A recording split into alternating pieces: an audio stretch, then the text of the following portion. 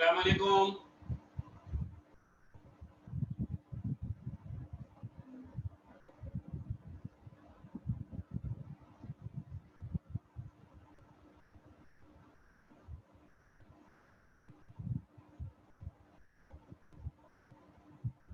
जी जनाब, कल हमने स्टार्ट किया था नया चैप्टर, नया टॉपिक इलेक्ट्रोमैग्नेटिज्म, और कल की क्लास के बाद जो मैसेज हमें मिला वो ये कि every moving charge produces an electric as well as magnetic field around it, and every moving charge is a magnet. तो हर मूविंग चार्ज एक मैग्नेट की तरह बिहेव करता है, और क्योंकि हर मूविंग चार्ज अपने गिर्द मैग्नेटिक फील्ड भी प्रोड्यूस करता है। तो एक था चार्ज एट रेस्ट, तो अगर वो चार्ज है तो वो इलेक्ट्रिक फील्ड तो प्रोड्यूस कर रहा है, लेकिन जब वो मूव करने लगता है, मूविंग चार्ज यानी चार्ज के साथ क्या चीज ऐड हो जाए, मूवमेंट ऐड हो जाए, वेलोसिटी ऐड हो जाए, तो जब वो मूविंग चार्ज हो जाए तो फिर वो क्या बन जाता है, फिर वो मैग्नेट बन जाता है। तो every moving charge is a magnet. जब तक वो चार्ज है तो वो सिर्फ चार्ज है, और जब वो मूव करने लगता है तो moving charge becomes a magnet and it produces a magnetic field around it. तो ये कॉमन सेंस या लॉजिक ये कहती है कि इसके मैग्नेट बनने के लिए दो चीजें जरूरी हैं।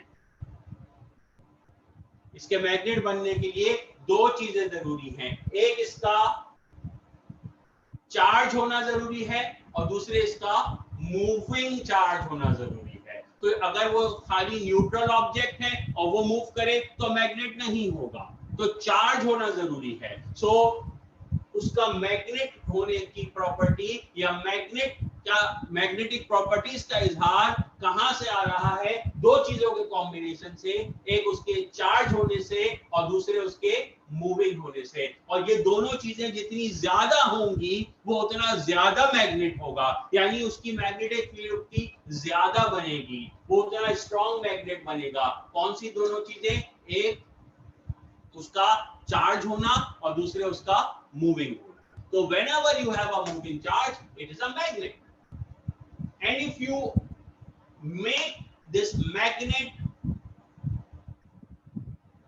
cross a magnetic field, अगर आप इस मैग्नेट को एक मैग्नेटिक फील्ड में ले जाएं तो what do you expect,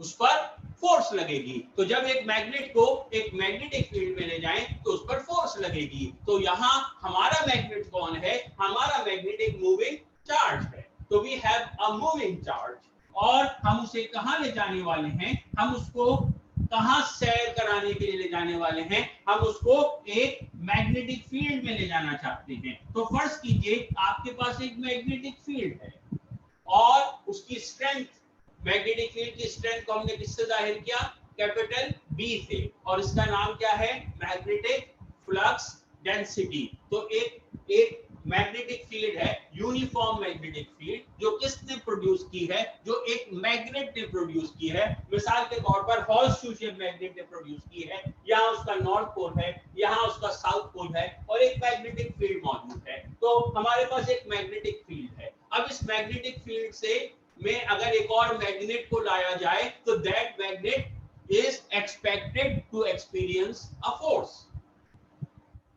ठीक है, तो अगर वो मैग्नेट एक मैग्नेट ना हो बल्कि क्या हो, अगर उसके बजाय एक पॉजिटिव चार्ज हो विच moves through the magnetic field, अब मूविंग चार्ज हो, एक पॉजिटिव चार्ज हो जिसकी वेलोसिटी v है और वो वेलोसिटी v से इस मैग्नेटिक फील्ड से गुजरता है, तो what do we expect, the charge which is a moving charge is a magnet and it has its own magnetic field and it is passing through another magnetic field। तो जब दो magnet से interact करते हैं तो ये magnetic field इस magnet पर क्या करेगी, फोर्स एक्सर्ट करेगी, so the moving charge will experience a force. So every moving charge is a magnet, and when a moving charge passes through a magnetic field, it will experience a force. And what kind of force? That will be a magnetic force. उस पे कैसी force लगेगी? उस पर लगेगी magnetic force. तो लिखिए, heading है आपकी magnetic force on a moving charge.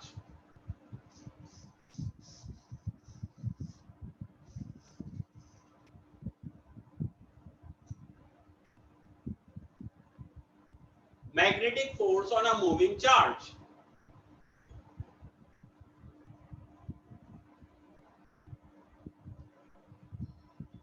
Consider a positive charge Q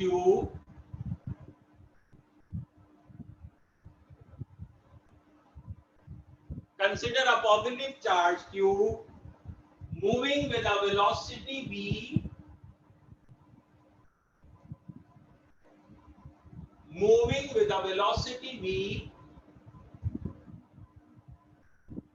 in a uniform magnetic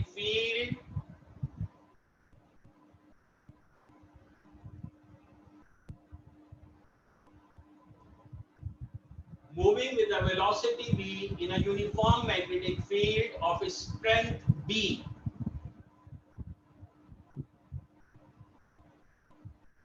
Moving with a velocity v in a uniform magnetic field of strength B.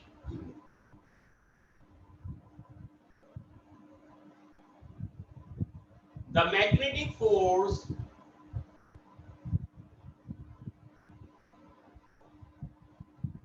acting on the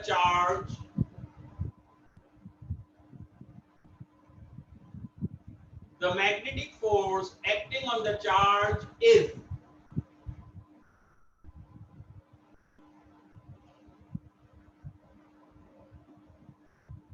तो देखिए, क्या हमें अभी तक ये चंद basic बातें समझ आ गई हैं कि every moving charge is a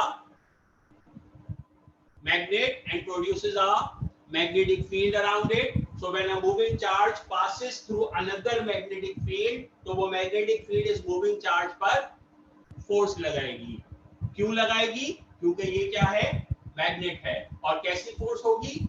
magnetic force. तो अब हम ये जानना चाहते हैं कि इस पर जो फोर्स लगेगी वो किस पर डिपेंड करेगी, वो किन चीजों पे, किन फैक्टर्स पर डिपेंड करेगी. What are the factors that will determine the magnetic force on a moving charge? इस moving charge पे लगने वाली फोर्स किन फैक्टर्स पर डिपेंड करेगी. ठीक है, तो देखते हैं कि आपका कॉमन सेंस क्या कहता है. और मुझे पता है आपके पास बहुत सारा कॉमन सेंस है. तो आपको क्या लगता है, ये जो ओरिजिनल फील्ड है, जो फोर्स लगा रही है, इसके लिए B की वैल्यू जितनी स्ट्रॉन्ग होगी, फोर्स की वैल्यू उतनी वीक होगी. जो ओरिजिनल फील्ड है, जो फोर्स लगा रही है, ये जितनी स्ट्रॉन्ग होगी, फोर्स की वैल्यू उतनी वीक होगी. नहीं, फोर्स की वैल्यू उतनी ज्यादा होगी. सो ओरिजिनल फील्ड जितनी स्ट्रॉन्ग होगी, फोर्स भी वो उतनी ज्यादा लगाएगी. देखिए, दो पहलवानों में मुकाबला है, तो वो जो फोर्स लगेगी वो डिपेंड करेगी कि भाई दोनों पहलवानों में जान कितनी है. तो ये फील्ड फोर्स लगा रही है, तो फोर्स एक्सर्ट कर रही है, तो B की वैल्यू जितनी ज्यादा होगी, the greater the value of B, the greater the magnetic force. So the force is directly proportional to the strength of magnetic field. यानी magnetic field नहीं होगी तो फोर्स ही नहीं लगेगी. अगर B जीरो है तो फोर्स ही नहीं लगेगी, तो फोर्स भी जीरो है. B कम है तो फोर्स भी कम लगेगी, B ज्यादा है तो फोर्स भी ज्यादा लगेगी. एग्री? और सोचिए, इस पे फोर्स लग क्यों रही? क्योंकि ये मैग्नेट है, मैग्नेट बन गया है. ये मैग्नेट क्यों बना है? किन दो खुसूसियात की वजह से मैग्नेट बना है? एक इसके क्यू होने की वजह से, और दूसरा इसकी मूवमेंट. मूवमेंट को कैसे चेक करते हैं? What test the movement? क्या बताते हैं कितनी मूवमेंट है इसके अंदर? What do you say, velocity. तो मूवमेंट को कैसे चेक करते हैं, वेलोसिटी से। यस, तो जितना ज्यादा चार्ज होगा, क्यू की वैल्यू जितनी ज्यादा होगी, आपको क्या लगता है, क्यू जितना ज्यादा होगा तो ये मैग्नेट उतना ज्यादा स्ट्रांग होगा और इस पे लगने वाली फोर्स भी उतनी ज्यादा होगी। So the greater the charge, the greater the force. और अगर ये क्यू जीरो हो, अगर ये न्यूट्रल हो जाए तो फिर फोर्स जीरो हो जाएगी। चार्ज कम हो तो ये कमजोर मैग्नेट होगा तो फोर्स कम होगी, चार्ज ज्यादा हो तो ये स्ट्रॉन्ग मैग्नेट होगा तो फोर्स ज्यादा होगी। So the greater the charge the greater the force. और दूसरा फैक्टर क्या है जो इसे मैग्नेट बना रहा है, एक है इसका चार्ज और दूसरे इसकी वेलोसिटी। तो अगर वेलोसिटी जीरो हो तो फोर्स, अगर वेलोसिटी जीरो हो, अगर चार्ज मूव न करे तो वो मैग्नेट नहीं होगा, तो फिर उस पे फोर्स नहीं लगेगी। तो अगर वेलोसिटी जीरो हो तो फोर्स जीरो होगी, अगर वेलोसिटी कम हो तो फोर्स कम लगेगी, अगर वेलोसिटी ज्यादा हो तो फोर्स ज्यादा लगेगी। क्योंकि जब वेलोसिटी ज्यादा होगी तो ज्यादा मैग्नेट होगा, ज्यादा स्ट्रॉन्ग मैग्नेट होगा, तो उस पे फोर्स भी उतनी ज्यादा लगेगी। So the force experienced by a positive charge, by a moving positive charge is directly proportional to the magnitude of charge, and it's directly proportional to the velocity of charge, and it's directly proportional to the strength of magnetic field. ये वो factors हैं जो determine करते हैं magnetic force acting on a moving charge, और ये वो factors हैं जो आपने अपनी कॉमन सेंस से बता दिए हैं। Q और V और B, और साइंसदानों ने जब उसको टेस्ट किया तो टेस्ट किया, रिसर्च की, तो उन्होंने प्रूव किया कि yes, these are the factors on which this force depends. Force is directly proportional to Q, force is directly proportional to V, force is directly proportional to B, और एक चौथा factor जो उन्होंने एक्सपेरिमेंट के जरिए हासिल किया वो था force is directly proportional to sin of theta, where theta is the angle between V and B, where theta is the angle between V and B. तो force is directly proportional to sin of theta. तो चार factors हैं जिन पे ये magnetic force depend करेगी। तो यही लिख लेते हैं कि करके आपने लिखा the magnetic force acting on the charge particle is number one directly proportional to magnitude of charge, directly proportional to magnitude of charge. और उसके बाद इक्वेशन लिखेंगे F is directly proportional to Q,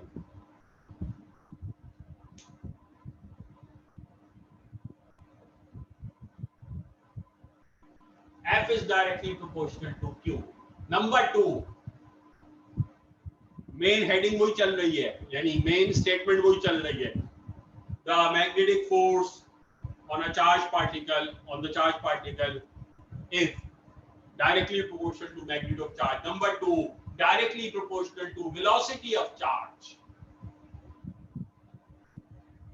directly proportional to velocity of charge. Number 3, sorry, number 2 के बाद equation भी लिखेंगे F is directly proportional to V, F is directly proportional to V.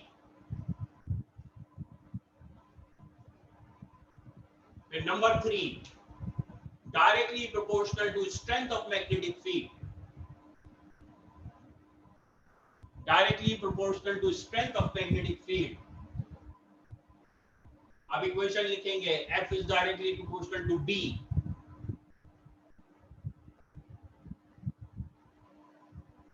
F is directly proportional to B. और number 4,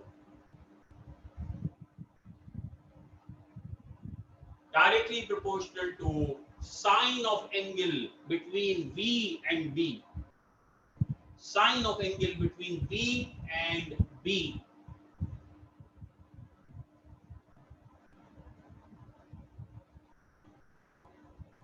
F is directly proportional to sine theta, F is directly proportional to sine theta.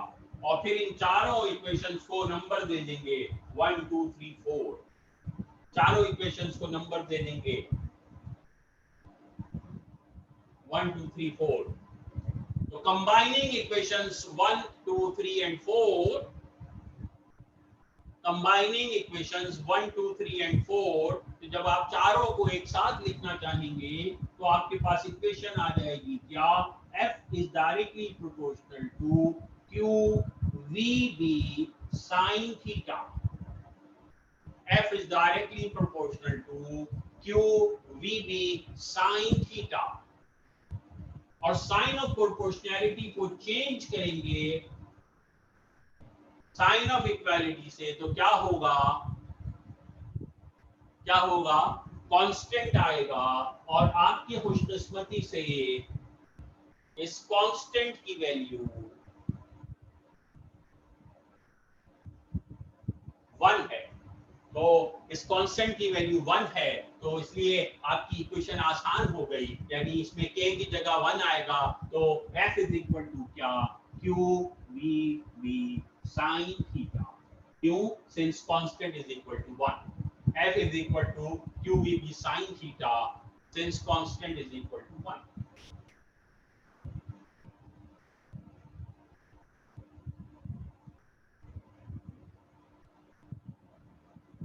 अब ये जो equation आपके पास आई है, किसकी equation है, force. कौन सी force, magnetic force. Who is exerting, the magnetic field. Who is experiencing, a moving charge. So this is the force, the magnetic force exerted by a magnetic field on a moving charge. ये वो force है जो एक moving charge experience करेगा जब वो कहां से गुजरेगा, when it passes a uniform magnetic field. And this force depends upon 4 factors. क्या, Q, V, B and sin theta.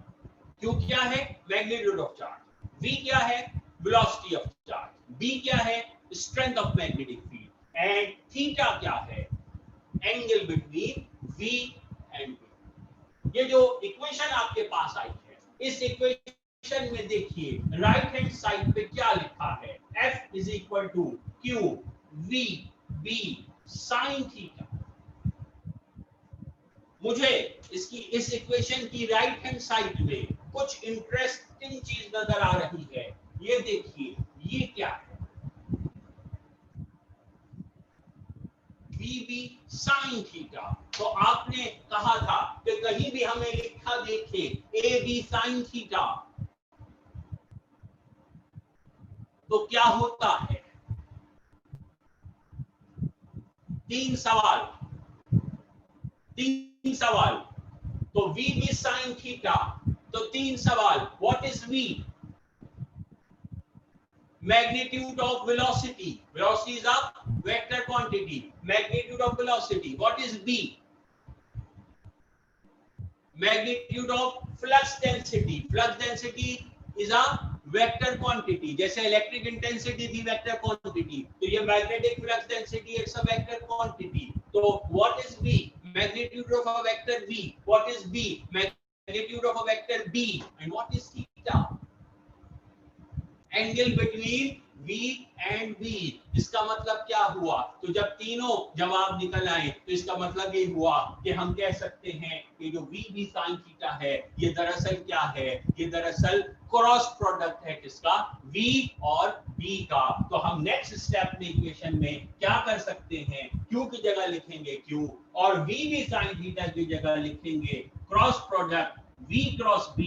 और जब क्रॉस प्रोडक्ट आ गया तो फिर ये फोर्स की वेक्टर फॉर्म आ गई, वेक्टर फॉर्म में फोर्स आ जाएगा F is equal to Q V cross B। ये V क्रॉस B किसकी जगह आया, ये V क्रॉस B किसकी जगह आया, VB sin थीटा। तो VB sin थीटा या AB sin theta A cross B के बराबर होता है अगर दोनों वेक्टर हो और थीटा उनका दरमियानी एंगल हो। तो यहाँ ये शर्त पूरी हो रही है, लिहाजा F is equal to QB cross B। This is the equation for magnetic force जो हमें हासिल करनी थी। F vector F is equal to QV cross B। Vector F यानी force which is a vector quantity, is equal to q v cross b। कहानी समझ आ रही है? अब इस फोर्स की डायरेक्शन क्या होगी, मैग्नेटिक फोर्स की डायरेक्शन क्या होगी, इक्वेशन से पूछिए। राइट हैंड साइड पे देखिए, force is a vector quantity, yes और no? Force is a vector quantity, yes. तो इसकी वो होगी डायरेक्शन। अब ये डायरेक्शन के लिए राइट हैंड साइड पे जाइए कि कौन डिटरमाइन करेगा, तो Q is a vector quantity, yes और no? Q is a vector quantity, yes or no? No, charge is not a vector quantity. Charge is a scalar quantity. ठीक है, charge vector नहीं होता, चार्ज का खाली magnitude होता है। Electron is not a vector, proton is not a vector, charge है, positive charge है, नेगेटिव चार्ज। तो Q is not a vector quantity, तो इसको हटा दीजिए। अब कौन बचा वेक्टर इक्वेशन में? V और B। तो फोर्स की डायरेक्शन वही होगी जो वेलोसिटी की होगी या जो b की होगी, या जो दोनों का रिजल्टेंट होगी।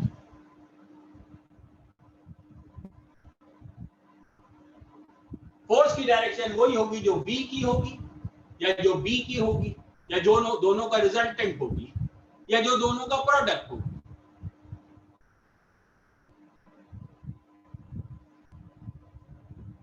हाँ, 3 से 4 होने लगा। हाँ गुड। ये हाँ, ये v प्लस b नहीं है, ये v क्रॉस b है। जो दोनों का रिजल्टेंट नहीं चाहिए हमें, हमें दोनों का प्रोडक्ट चाहिए। और ये कौन सा प्रोडक्ट है? प्रोडक्ट दो होते हैं, एक डॉट प्रोडक्ट और एक क्रॉस प्रोडक्ट। ये कौन सा प्रोडक्ट है? ये क्रॉस प्रोडक्ट है, ये वेक्टर प्रोडक्ट है। तो फोर्स की डायरेक्शन वो होगी जो v की होगी नहीं, जो b की होगी नहीं, बल्कि जो इनके क्रॉस प्रोडक्ट की होगी, क्योंकि cross product is a vector. तो v is a vector, b is a vector, but v cross b is another vector, और वो इनका क्रॉस प्रोडक्ट है। और उसकी डायरेक्शन होगी, उसके भी राइट्स हैं, उसके भी हुकूक हैं, उसकी मानी जाएगी। उसके क्या हुकूक हैं? वो हुकूक बताने के लिए कॉन्स्टिट्यूशन बना, लॉ आई 1973 की कॉन्स्टिट्यूशन की तनाजुर में उसके हुकूक तय हुए। और वो हुकूक क्या है? राइट हैंड रूल उसका नाम है, अगर आपको याद हो। क्या नाम है? Right hand rule. Rotate the first vector into the direction of second vector and curl the fingers of your right hand along the direction of rotation. The thumb will point in the direction of cross product. तो force की direction वो होगी जो thumb की direction होगी in the right hand rule, और force की direction cross product की डायरेक्शन में आएगी। और क्रॉस प्रोडक्ट की डायरेक्शन ना v की डायरेक्शन में होगी ना b की डायरेक्शन में होगी, बल्कि हमेशा दोनों के perpendicular होगी। Cross product is always perpendicular to both the vectors, लिहाजा फोर्स भी will always be perpendicular to both the vectors। जो मैग्नेटिक फोर्स की डायरेक्शन होगी वो हमेशा दोनों वेक्टर्स के परपेंडिकुलर होगी। तो नेक्स्ट सब हेडिंग है आपकी, टॉपिक वही चल रहा है, direction of force. Direction of force.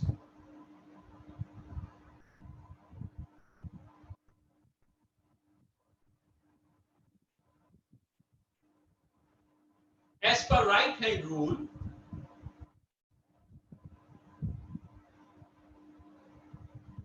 as per right hand rule, inverted commas में लिखेंगे,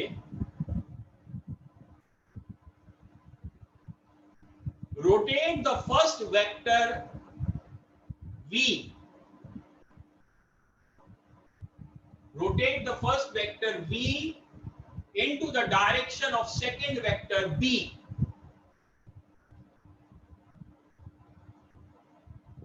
rotate the first vector v into the direction of second vector b and curl the fingers of your right hand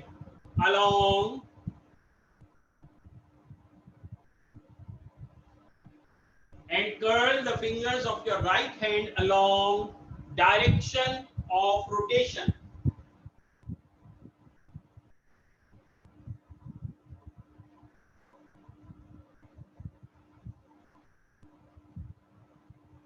Curl the fingers of your right hand along direction of rotation. The thumb will point in the direction of force. The thumb will point in the direction of force.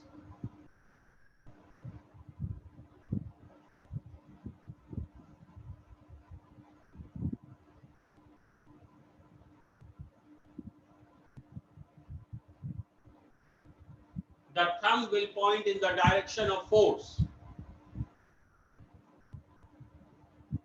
The force is always perpendicular. The force is always perpendicular to both V and B.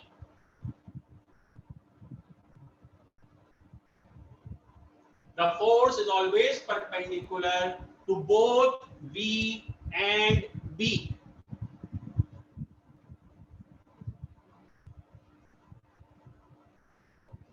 ठीक है?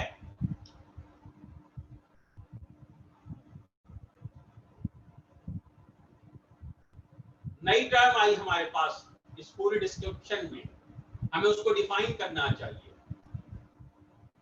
क्या?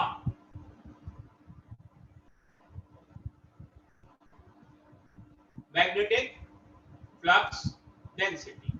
तो magnetic flux density को define करना होगा,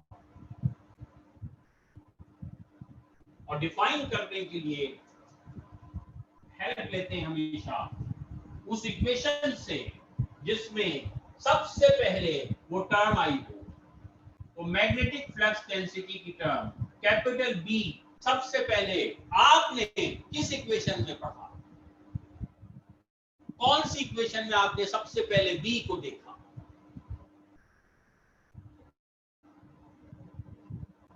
कौन सी equation में आपने सबसे पहले बी को देखा? F is equal to Q V B sine theta. Yes, तो इससे बी की इक्वेशन क्या होगी? B इज इक्वल टू क्या? यहां पर पहले से F है और ये सब कुछ दूसरी तरफ चला जाएगा, तो क्या बचेगा? B is equal to F upon Q V sine theta. Define करने का स्टैंडर्ड मेथड, न्यूमरेटर की एक वैल्यू को छोड़ दें, बाकी सबको 1 ले लें, तो बाकी कौन है? चार्ज। तो इसको कितना ले लें? 1 कूलम प्लस 1 कूलम यानी यूनिट पॉजिटिव चार्ज। उसकी वेलोसिटी कितनी ले लें? 1 metre per second. Sine theta कितना ले लें? साइन थीटा कितना? साइन थीटा कितना? थीटा नहीं पूछ रहा, साइन थीटा पूछ रहा हूं।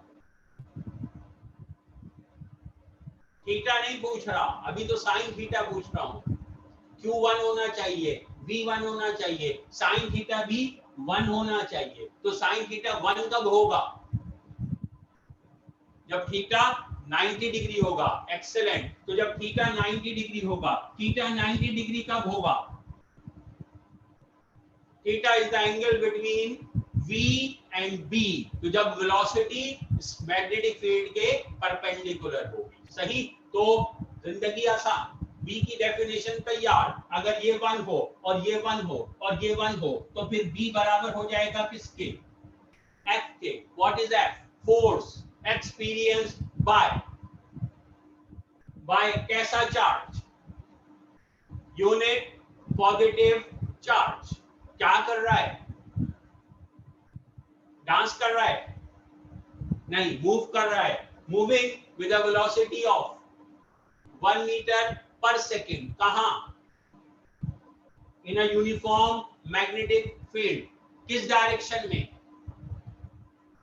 इन a direction perpendicular to the field. the force experienced by a unit positive charge moving with a velocity of 1 meter per second in a direction perpendicular to the field is called magnetic flux density. सही लिख लीजिए। पहले qualitative definition, heading है magnetic flux density, पहले लिखेंगे qualitative definition.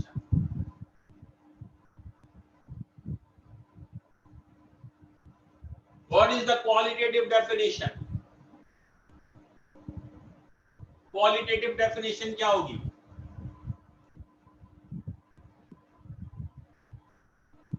किसकी? B, capital B की। Qualitative definition बताइए।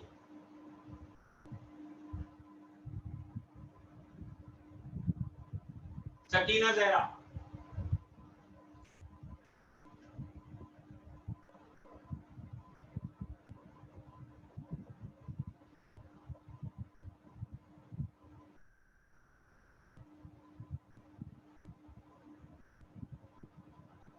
सकीना जहरा को अनम्यूट कर दें सर।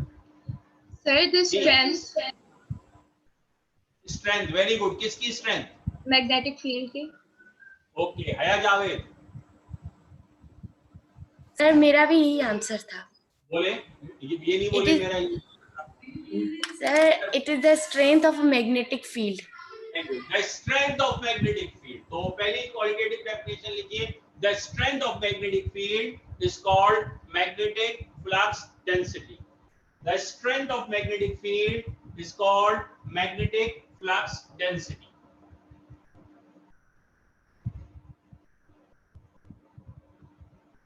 और अब quantitative definition लिखिए।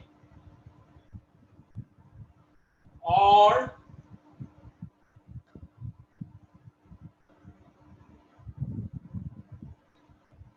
the force experienced by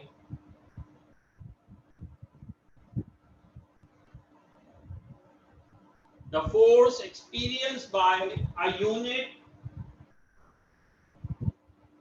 positive, the force experienced by a unit positive charge moving with a velocity of 1 meter per second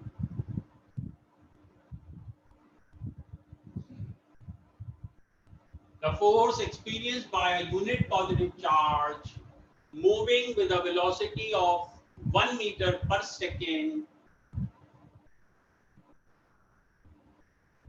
in a uniform magnetic field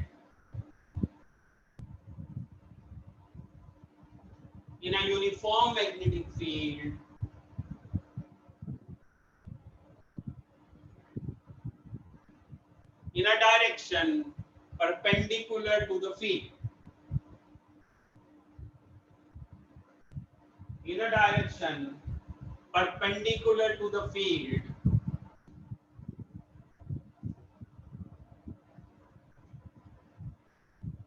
is called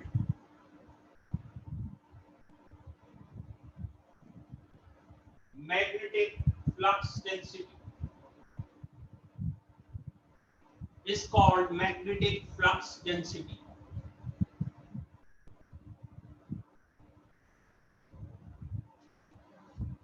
Is called magnetic flux density. दोबारा देख लीजिए क्या लिखा आपने। The force experienced by a unit positive charge moving with a velocity of 1 meter per second. कहाँ? In a uniform magnetic field in a direction perpendicular to the field is called magnetic flux density. सही। Equation लिख लीजिए। B is equal to F upon Q V sin theta.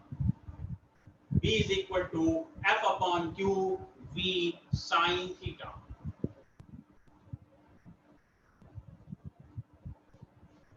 Definition complete? या कुछ बाकी है? कुछ बाकी है? क्या बाकी है? यूनिट बाकी है। यूनिट होना चाहिए, ठीक है। तो क्या होगा यूनिट? बी का यूनिट कौन बताएगा? इक्वेशन बताएगी। इक्वेशन से पूछिए। फोर्स का यूनिट क्या? न्यूटन। चार्ज का यूनिट, कूलम, वेलोसिटी का यूनिट मीटर पर सेकेंड, और साइन थीटा का कोई यूनिट नहीं। तो Newton per coulomb, metre per second, और कूलम पर सेकेंड को क्या बोलते हैं? Coulomb per second, charge upon time. इतने अजीम यूनिट को भूल गया sir coulomb per second is equals to current ampere. Ampere. So coulomb per second is ampere. So newton per क्या? Newton per ampere metre. तो बी का unit क्या होता है? Newton per coulomb metre per second, और newton per ampere metre, और इसको कहते हैं टेस्ला। इसको कहते हैं टेस्ला। और टेस्ला आपकी तरह के लिए इस वक्त दुनिया की सबसे मशहूर गाड़ी का नाम है। ऑटो कार है ये, जो खुद ब खुद चलती है, जिसके लिए ड्राइवर की जरूरत नहीं होती, उसे टेस्ला कहते हैं। हैरान हो रहे हैं ना?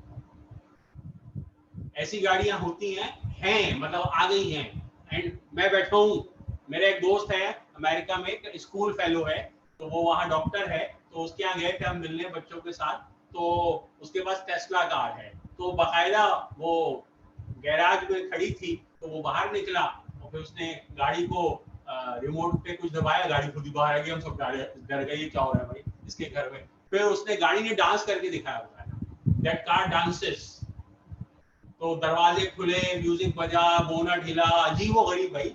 फिर वो हाईवे पे ले गया, और थोड़ी देर के बाद उसने गाड़ी आग बार छोड़ के हमसे बातें करने लगा, और उस पर खाली एड्रेस डाल दिया कि हमें यहाँ जाना है। So the car was moving itself. तो ये ख्याली बातें नहीं है, वी हैव एक्सपीरियंस इट। तो टेस्ला वो कंपनी है जिसने ऑटोमेटिक कार बनाई है already, and it is running on the streets. ठीक है, फिलहाल वो ड्राइवरलेस नहीं है, सेफ्टी की वजह से उन्होंने डर के मारे उसे ड्राइवरलेस नहीं किया, लेकिन it is an automatic car. सिर्फ एड्रेस फीड करना होता है, and the car moves on, खुद ही रुकेगी, खुद ही चलेगी, सामने से गाड़ी आएगी, खुद रुक जाएगी, एटसेट्रा एटसेट्रा। तो बहरहाल, तो Tesla is the unit of magnetic flux density. लिख लीजिए, the unit of flux density is,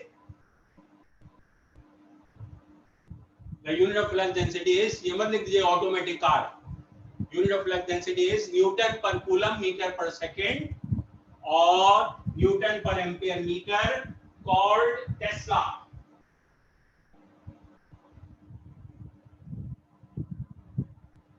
called Tesla.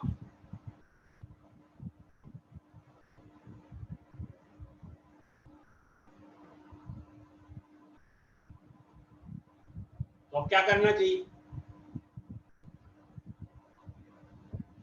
Tesla को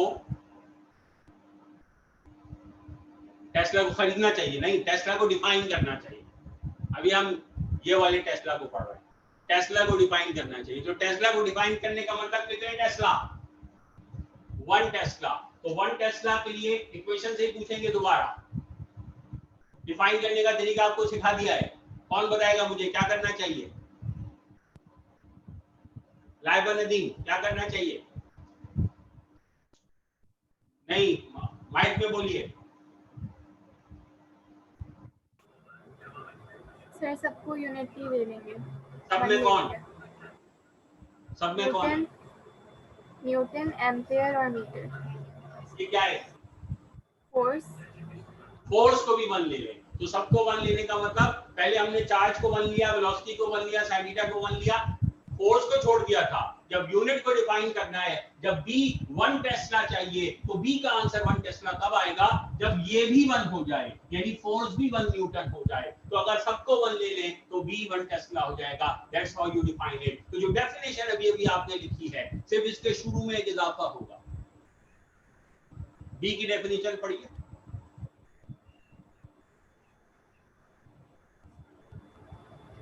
इससे शुरू में एक इजाफा होगा। फोर्स से पहले लिखना होगा if 1 Newton force is experienced bye. Good. तो टेस्ला की डेफिनेशन लिखेंगे। अब आप वही डेफिनेशन पूरी लिखनी है दोबारा, सिर्फ शुरू में लिखना है if 1 Newton force is experienced by, if 1 Newton force is experienced by a unit positive charge,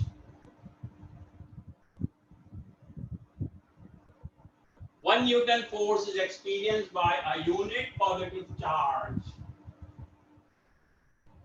moving with a velocity of 1 meter per second,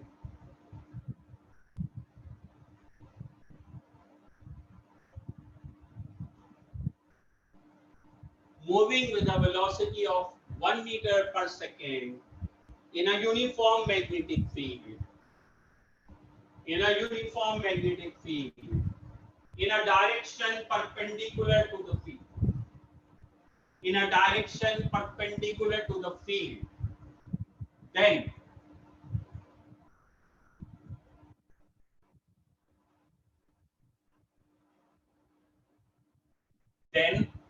magnetic flux density is called 1 Tesla. Then magnetic flux density is called 1 Tesla.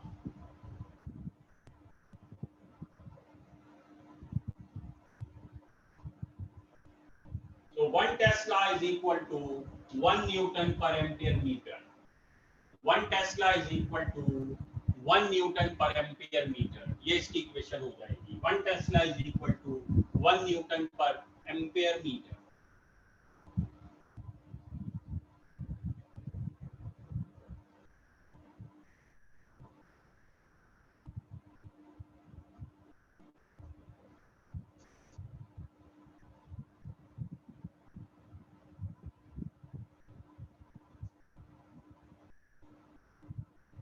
अच्छा, आपने जो कुछ आज लिखा है इसे आज ही याद करना बहुत इंपॉर्टेंट है.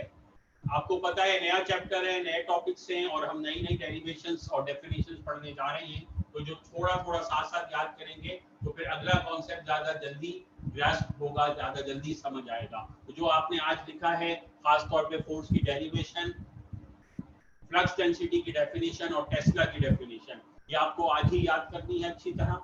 और दूसरा जो होमवर्क है कल की क्लास के लिए, कल की क्लास में जल्दी समझने के लिए इलेक्ट्रिक इंटेंसिटी के जो चैप्टर में, इलेक्ट्रिक फील्ड के चैप्टर में डेफिनेशंस आपको रिवाइज करके आनी है. इलेक्ट्रिक फील्ड की, इलेक्ट्रिक फ्लक्स की और इलेक्ट्रिक लाइंस ऑफ फोर्स,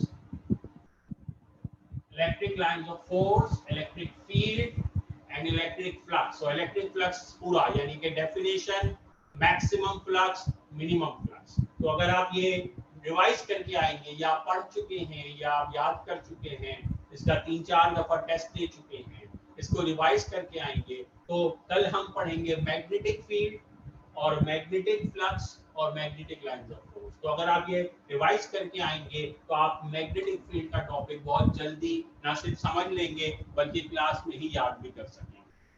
ठीक है, कोई सवाल आज की क्लास के हवाले से? All okay? Thank you. Allah.